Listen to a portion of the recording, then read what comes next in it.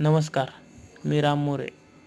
आपण शेतीला व्यवसाय म्हणून शेळीपालन आणि कुक्कुटपालन केलेलं आहे. गावरान अशा प्रकारे नियोजन केलेलं आहे, दाखवतो मी तुम्हालाच. तुम्ही पण करू शकता. हे रात्रीच्या वेळी शेळ्यांना व कोंबड्यांना बसण्यासाठी आणि शेळ्यांना चारा पाणी वगैरे करण्यासाठी गव्हाणे केलेले आहेत आपण, आणि शेडमध्ये दिवसभर राहतात त्या चारा पाणी. अशा प्रकारे जुगाड पद्धतीने आपण केलेलं आहे, कमी खर्चामध्ये जाळी वगैरे लावून आणि सिमेंटचे पोल वगैरे. तुम्ही पण करू शकता आपण असं नियोजन कमी खर्चामध्ये. अशा प्रकारे केलेलं आहे. पिलांची क्वालिटी बघा कशी आहे ती, शेळ्यांची बी क्वालिटी बघा. त्यांना आपण खाण्यासाठी मेथी घास, दसरस घास नेपियर वगैरे देतो. पुढच्या व्हिडिओमध्ये माहिती देऊ आपण.